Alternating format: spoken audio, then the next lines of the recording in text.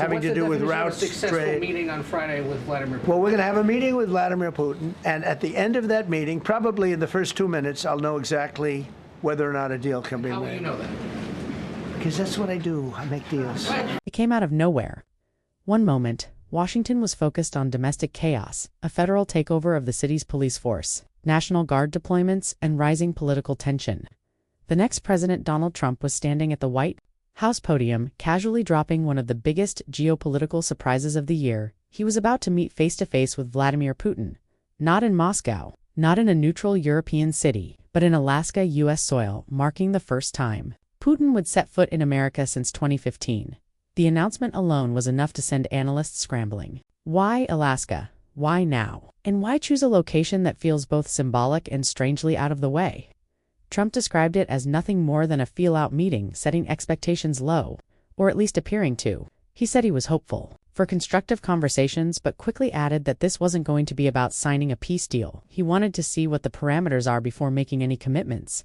And yet the timing couldn't be more provocative. The meeting was announced just days after his own ceasefire deadline for Moscow came and went without results. That deadline had been meant to pressure Russia into halting its assault on Ukraine. Instead, Putin stayed silent until now.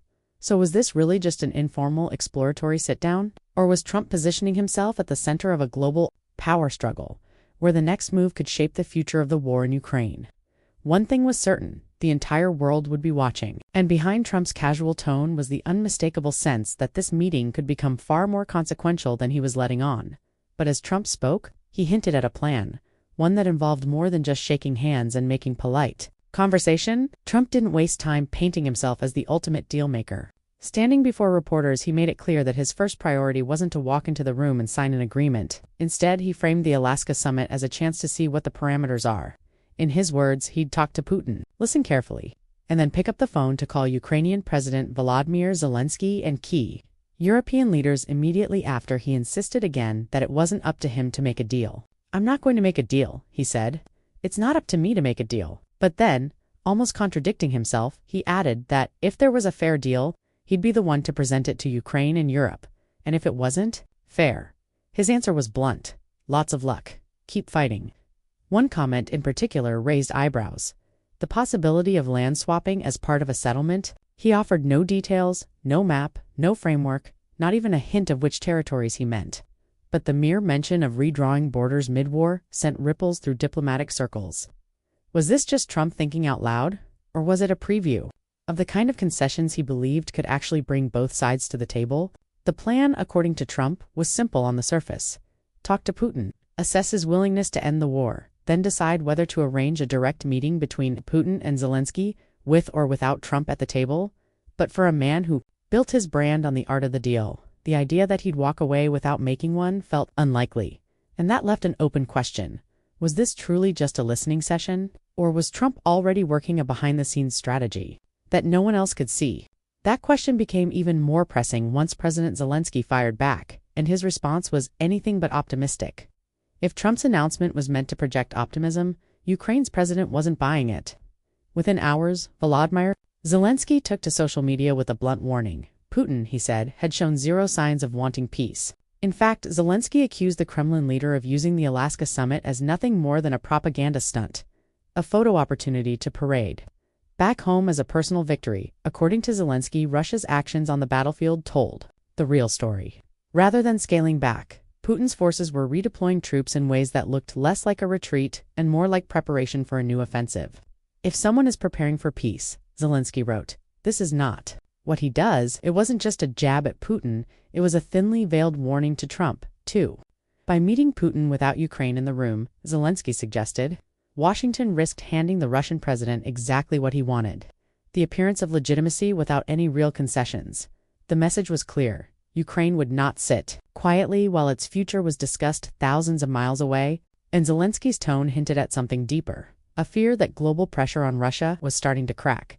Still, there was one glaring question hanging over this exchange.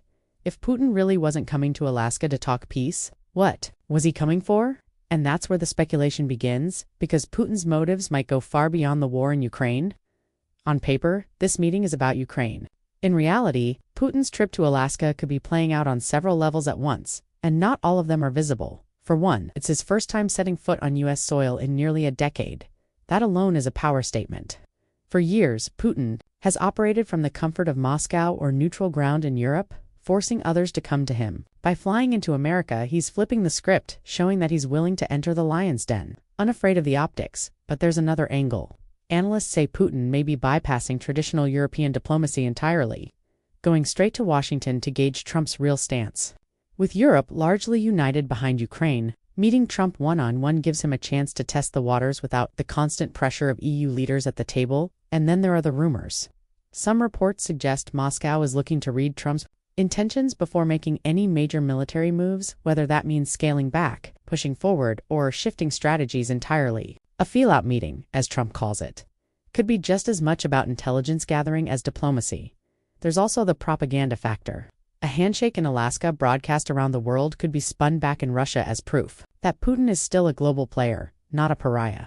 Even if nothing is agreed upon, the image alone could be valuable for him at home. Still, one thing about this meeting stood out to everyone. The location. Why Alaska? Why not Washington, New York? Or a European capital? That answer might have come unintentionally from Trump himself, when he made a small slip that left reporters buzzing. The choice of Alaska was already strange enough. But then, during one of his comments about the summit, Trump casually slipped up telling reporters he was going to Russia before quickly correcting himself. It was the kind of verbal stumble that sent headlines spinning. Some brushed it off as a simple mistake. Others weren't so sure. Was it just a slip of the tongue, or an unintentional glimpse into how he really saw the meeting? After all, when it comes to U.S.-Russia relations, perception is everything. Trump tried to shift the spotlight back to Putin's travel plans, calling it very respectful that the Russian president was coming to the United States rather than meeting in Moscow or on neutral ground. But that only deepened the mystery around Alaska. Why not host the talks in Washington, where world leaders traditionally meet? Why fly both men to a remote U.S. state thousands of miles from the capital? Some speculate the location is a security decision. Fewer crowds, tighter control. Others point to its symbolic geography, a U.S. territory that's physically closer to Russia than the continental United States. Whatever the reason, the unusual choice adds another layer of intrigue. It feels like neutral ground without actually being neutral, a place that can be spun as American soil by Trump and as a halfway point by Putin. But while the location fueled endless speculation, it was Trump's next set of remarks that truly captured attention because they revealed exactly how confident he felt about controlling the outcome of this war, and that confidence would set up one of the boldest claims he's made yet. If there's one thing Donald Trump never runs short on, it's confidence. Standing in front of the press, he didn't just outline his plan. He doubled down on his belief that this war should have never happened in the first place. I am going in to speak to Vladimir Putin, and I will be telling him, "You have to end this war, you have to end it," Trump declared. He painted a picture of a world where, if he had been president, Putin wouldn't have messed with him, and Ukraine would still be at peace. It's a line his supporters have heard before the now famous claim that he could end the war in just 24 hours. This time, he admitted that timeline was an exaggeration, but only slightly. In his telling, all it would take is a conversation, some hard bargaining, and a willingness to say what other leaders won't. But here's the reality check. Analysts warn the conflict is anything but a quick fix. The war has been grinding on for years, fueled by deep mistrust, unresolved territorial disputes, and what Trump himself called a lot of bad blood. Even with the best intentions, no single meeting can untangle that web overnight. And yet, that's part of Trump's brand, walking into complex situations and insisting he can simplify them into a deal. For some, that's refreshing. For others, dangerously naive. The truth is, no one knows what will actually happen when he sits across from Putin. Will Trump's trademark bravado force a breakthrough or run headfirst into geopolitical reality? Either way, the stakes couldn't be higher, not just for Trump and Putin, but for Ukraine, Europe, and the global balance of power itself. This isn't just another headline-grabbing photo op. What happens in Alaska could ripple far beyond that meeting room. For Ukraine, the stakes are life and death. Every day without progress means more fighting, more destruction, and more uncertainty about the country's future. One possible outcome is purely symbolic, a handshake. Some vague promises and both leaders walking away claiming success without committing to anything concrete. That alone could be dangerous for Kyiv if Putin walks away with the optics of legitimacy but no concessions. It could weaken the international push to pressure Russia. Then there's the risk of a deal that Ukraine never agreed to. With Zelensky excluded from the initial talks, Trump could present his own vision for peace, something that might involve compromises. Kiju has repeatedly said it will never accept, like ceding territory. Even if it's just floated as an idea, the fact it comes from Washington could shift the diplomatic landscape overnight for Europe.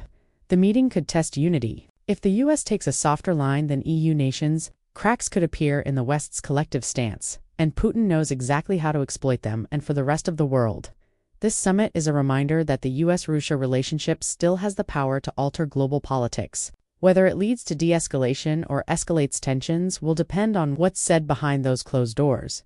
What's certain is that when the meeting ends, the headlines will either declare a breakthrough or confirm the fears of those who believe it's nothing more than political theater, which leads to the question no one can answer. Yet, is this the first step toward ending the war, or just a stage for two world leaders to play their parts? As the clock ticks down to Friday, one thing is clear: the Alaska meeting is shrouded in uncertainty. There's no confirmed agenda, no official timetable, and no detailed explanation of what Trump and Putin will actually discuss. That ambiguity is exactly what makes it so compelling and so risky. Trump's public remarks have been a mix of confidence, vagueness, and strategic teasing. One moment, he insists it's just a feel-out conversation. The next, he drops hints about potential deals, border changes, and follow-up meetings that could reshape the future of the war. Whether that's part of a deliberate strategy or simply his off-the-cuff style, only he knows for sure. Putin, meanwhile, has been silent. No long statements, no leaks, just a rare high-profile trip to U.S. soil. That silence leaves room for endless speculation. Is he looking to test Trump's resolve, to signal strength back home, or to quietly probe for weaknesses in the West's united front?